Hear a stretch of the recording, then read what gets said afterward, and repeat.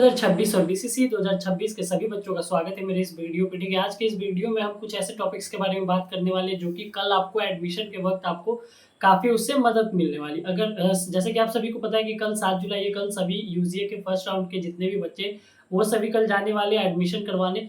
तो आज का ये जो वीडियो होने वाला है उसी से रिलेटेड होने वाला है, ठीक है, कि क्या-क्या चीज़ें आपको कैरी करनी है, क्या-क्या चीज़ें आपको लेके जाने हैं और कल एडमिशन के वक़्त वहाँ पे क्या-क्या चीज़ें होने वाली है, तो वो मैं सभी चीज़ें पहले ही गाइड कर देता हूँ, ठीक है? ताकि आपको आने वाले टाइम में प्रॉब्लम ना हो, कल जाने के बाद प्रॉब्लम ना हो, क्या-क्या कैसे करना है, ना करना है, ठीक है? तो इन्हीं सब चीज़ों पे आज मैं बात करने वाला हूँ, ठीक है? तो ज़्यादा नहीं 4-5 मिनट का वीडियो होगा, ठीक है? ज़्यादा वीडियो लंबा नहीं होगा। तो आज के इस वीडियो में हम बात करने वाले हैं सबसे पहले देखो सबसे पहले कल आपको जो अलॉटमेंट लेटर रिसीव हुआ है, ठीक है? जो आपने यूज़ए के पोर्टल से, बीसीसी के पोर्टल से जो आपने अपना अलॉटमेंट लेटर डाउनलोड किया है, तो उस अलॉटमेंट लेटर में आपको एक रिपोर्टिंग टाइम दिया गया होगा कि सुबह 8 बजे, 9 बजे, 7 बजे जो भी टाइम आपको दिया गया है, उस टाइम पे आपको रिपोर्ट कर जाना है उस कॉलेज में, ठीक है? तो जितने भी बच्चे अगर किसी को कहीं ज़्यादा दूर कॉलेज दे दिया या कहीं नज़दीक कॉलेज दे दिया है, तो उसके लिए आप पहले से ही वेल प्रिपेयर हो जाना, ठीक है बच्चों? जिसको भी कहीं भी ज़्यादा दूर या नज़दीक भी कॉलेज दे देता है, तो कोई दिक्कत नहीं है। पहले से ही प्रिपेयर हो जाना, जिसको अगर पहले निकलना होगा रात में, वो रात में निकल सकता है। हाँ, लेकिन ठीक है, टाइम पे पहुँच जाना, रिपोर्टिंग टाइम पे। हालाँकि अगर कोई लेट भी होते हो रिपोर्टिंग टाइम से, तो उससे कुछ ख़ास बिगड़ने वाला नहीं है, कुछ होने वाला नहीं, होने जाने वाला नहीं। लेकिन हाँ, तुम्हें एक चीज़ का फ़ायदा ये होगा कि अगर तुम रिपोर्टिंग टाइम पे तुम अगर पहले पहुँचोगे और पहले सब कुछ कर दोगे, तो तुम्हारा एडमिशन पहले हो जाएगा और तुम पहले जल्दी घर आ जाओगे। अब मैं ऐसा क्यों बोल रहा हूँ कि मैं ऐसा क्यों बोल रहा हूँ कि जल्दी हो जाएगा और जल्दी घर आ जाओगे? दरअसल होता क्या है कि एडमिशन करवाने जो है काफ़ी बच्चे बहुत सारे बच्चे पहुँच जाते हैं, ठीक है? काफ़ी सारे बच्चे पहुँच जाते हैं, भीड़ हो जाता है। तो उसमें एडमिशन का जो प्रोसेस है वो काफ़ी लेंदी होता है, ठीक है? प्रोसेस तो बहुत छोटा है लेकिन तुम्हें पता ही होगा कि सरकारी काम में काफ़ी लेट और देर तो होता ही है। तो एडमिशन का जो भी प्रोसेस है उसमें थोड़ा-सा टाइम लग जाता है और काफ़ी सारे बच्चे आए हुए रहते हैं तो उसमें तुम्हें लेट भी हो सकता है। तो जो बच्चे अगर दूर से जाएँगे, दूर से आते हैं तो उन्हें काफ़ी दिक्कतों का सामना करना पड़ सकता है, किन्हीं लोगों को तो ट्रेन भी नहीं मिलता है। तो इसलिए ट्राई करना कि अपने रिपोर्टिंग टाइम पे सुबह-सुबह रिपोर्टिंग टाइम पे पहुँच जाना। उसके बाद रिपोर्टिंग टाइम पे जाने के बाद आपको क्या करना है, सबसे पहले आप कॉलेज में जाओगे। वहाँ पे कहीं पे एक कॉन्फ्रेंस रूम होगा, कॉन्फ्रेंस हॉल होगा, ठीक है? या फिर ईडी हॉल कह लो, कोई भी एक छोटा-सा हॉल होता है, जहाँ पे एडमिशन का प्रोसेस चलता है। तो सबसे पहले आपको वो हॉल ढूँढना है या फिर वहाँ पे काफ़ी सारे लोग होंगे तो आपको ईज़िली पता चल जाएगा कि एडमिशन का जो भी काम चल रहा है, वो कहाँ चल रहा है। तो सीधा आपको वहीं चल जाना है, किसी से कुछ नहीं पूछना, इधर-उधर कुछ नहीं पूछना, सीधा आप वहाँ चले जाओ, वहाँ पे जाओगे तो वहाँ पे 1-2 स्टाफ मिलेंगे, ठीक है? वहाँ जाओगे कॉलेज के तुम्हें स्टाफ मिल जाएँगे, तो कॉलेज के स्टाफ मिल जाएँगे तो वो तुम्हें एडमिशन फॉर्म दे देंगे, ठीक है? वहीं पे 2-3 पे कुछ पेज का रहता है जो भी डॉक्यूमेंट्स वगैरह होते हैं तो वो तुम्हें दे देंगे एडमिशन फॉर्म, ठीक है? वो एडमिशन फॉर्म लेके तुम अपना वो एडमिशन फॉर्म फिल अप कर देना, जो भी बेसिक डिटेल्स है, जो भी वहाँ पे पूछी जाएगी वो सारे डिटेल्स फिल कर लेना। और एक चीज़ का ख़ास ध्यान रखना कि जितने भी डॉक्यूमेंट लगने वाले, ठीक है? जितने भी डॉक्यूमेंट लगने वाले कल एडमिशन के वक़्त, वो सारे डॉक्यूमेंट का कम से कम 4 सेट तुम्हें लेके जाना है, ठीक है? अगर तुम्हारे पास कास्ट, इनकम और रेसिडेंस सर्टिफ़िकेट है तो उसको 4 सेट निकलवाओ, ठीक है? 4 सेट क्योंकि एडमिशन के टाइम में कॉलेज वाले 3 सेट अपने पास रख लेते हैं, तो एक सेट जो है वो आपके पास भी रहना चाहिए, ठीक है? तो उसका कम से कम 4 सेट निकलवा लेना, फ़ोटो भी 8 से 10 फ़ोटो लेके जाना, ठीक है? कम नहीं पड़ना चाहिए, ज़्यादा ले ही लोगे तो क्या दिक्कत है? तो वो सबसे पहले आपको रिपोर्टिंग टाइम पे पहुँच जाना है एंड देन उसके बाद आपको अपना कॉन्फ्रेंस रूम, कॉन्फ्रेंस हॉल ढूँढ लेना। वहाँ पे जाने के बाद आपको एडमिशन का जो फॉर्म है वो मिल जाएगा। वो एडमिशन फॉर्म फिल अप करने के बाद फिर जहाँ पे रजिस्ट्रार ऑफिस या फिर किसी दूसरे ऑफिस में आस-पास के किसी भी रूम में जहाँ पे एडमिशन का प्रोसेस होता है आगे, जहाँ पे एडमिशन होता है, तो आपको उस ऑफिस में जाना है एंड देन उसके बाद वहाँ पे सारे जितने भी आपको डॉक्यूमेंट मिलेंगे वहाँ पे एक नोटिस बोर्ड में या फिर जिस कॉन्फ्रेंस हॉल में आप बैठोगे वहाँ पे काफ़ी सारे बच्चे रहेंगे। तो वहाँ पे एक नोटिस चिपका रहेगा, ठीक है? कहीं भी देखना तुम्हें मिल जाएगा।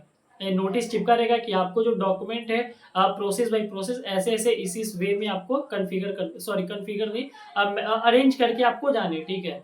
तो मैं थोड़ा नेटवर्क डिपार्टमेंट से इसलिए मैं बार-बार कॉन्फ़िगर हो जाता हूँ, बोल देता हूँ। तो देखो सबसे पहले वो करना है आपको सारे अरेंज कर लेने, सारे डॉक्यूमेंट्स को अरेंजमेंट कर लेना है क्योंकि वहाँ पे जाओगे तो बड़ा वो सब कर देते हैं, ठीक है? कि ऐसे करो, वैसे करो, तो ये सब तुम्हारे साथ ना हो इसलिए मैं पहले बता देता हूँ सारे डॉक्यूमेंट्स को अरेंज कर देना। मैं तुम्हें एक लास्ट में एक वीडियो के लास्ट में एक स्लिप ऐड कर दूँगा, ठीक है?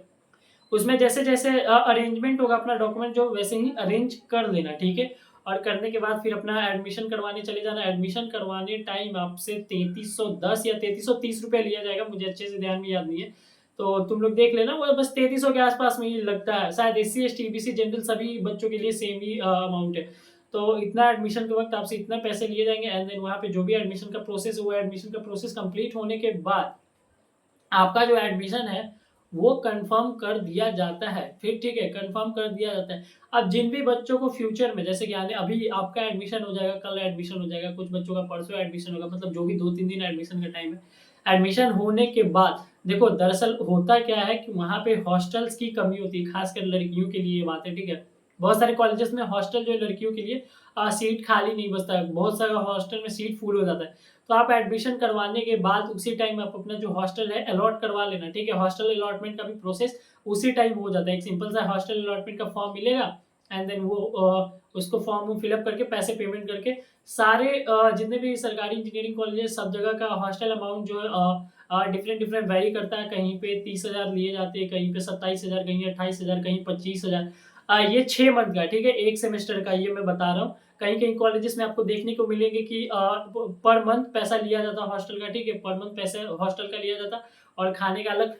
तो ये हर जगह वैरी करता है, ठीक है, कहीं 6 मंथ का एक साथ में ले लिया जाता है। तो इस चीज़ का आप लोग को ध्यान रखना है कि एडमिशन करवाने जाना, तो एडमिशन हो जाने के बाद हॉस्टल जो है अलॉट करवा लेना, क्योंकि सीट का जो है प्रॉब्लम हो जाता है। काफ़ी टाइम तुम्हें ऐसा बोला जाएगा कि जो हॉस्टल है सीट फुल हो गया, तो हॉस्टल अब नहीं मिलेगा। तो उस समय लड़कियों को काफ़ी, लड़के तो चलो ठीक है कहीं भी रह लेंगे, बाहर में रूम लेके भी रह सकते, कोई दिक्कत नहीं है, नए भी रहेंगे तो कोई दिक्कत नहीं। लेकिन लड़कियों की दिक्कत हो जाता है, तो आप लोग हॉस्टल का देख लेना, ये नेसेसरी चीज़ है, ठीक है, बेसिक चीज़ है। उसी दिन अलॉटमेंट होता है, और लड़कों को भी अगर हॉस्टल अलॉट करवाना होगा तो उसी दिन आप लोग करवा सकते हो। तो ये जो थी कुछ ज़रूरी सी बातें थी जो मैंने आपको बताई, और मैं कुछ-कुछ चीज़ें बता देता हूँ, ठीक है, जो इम्पोर्टेंट है। जैसे कि आपको एक चेक स्लिप मिला होगा बीसीसी पोर्टल से, अगर आपने डाउनलोड किया होगा, तो एक आपके पास चेक स्लिप होगा, फिर एक जाँच पर्ची होगा जिसे part A, part B form बोला जाता है, ठीक है। तो कॉलेज के बाहर आपको मिल जाएगा, वो साइबर कैफ़े मिल जाएगा, तो 4-5 सेट 4 सेट तो कन्फर्म निकलवा लेना इसको। सारे part A, part B form को भरना होता है, सब में सेम प्रोसेस होता है, सेम बेसिक डिटेल्स फिल करनी होती है। तो ये सब भर देना। हाँ, ठीक है, सारे डॉक्यूमेंट्स एटलीस्ट 4 सेट आपको कॉलेजेस में लेके जाने हैं। इस बात का ध्यान रखना, ऐसा ना हो कि कोई डॉक्यूमेंट छूट जाए तो फिर बाद में बच्चों को प्रॉब्लम हो जाती है कि अरे ये छूट गया, वो छूट गया। और कुछ-कुछ और ज़रूरी चीज़ें जो मैं तुम्हें बता देता हूँ। अगर किसी बच्चे के पास कोई डॉक्यूमेंट नहीं है या फिर कोई डॉक्यूमेंट छूट जाता है, तो वो क्या करेगा? जो भी बच्चे के पास अगर कोई डॉक्यूमेंट जो है छूट जाता है या नहीं है, या किसी प्रकार कोई गलती हो जाती है, तो सिंपल सा तुम्हें कर एक चीज़ देखो, एक चीज़ तुम याद रखना कि अगर तुम्हारा अलॉटमेंट लेटर आ गया है, ठीक है? अलॉटमेंट लेटर आने का मतलब है कि तुम्हारे लिए एक सरकारी सीट जो है रिज़र्व हो चुका है।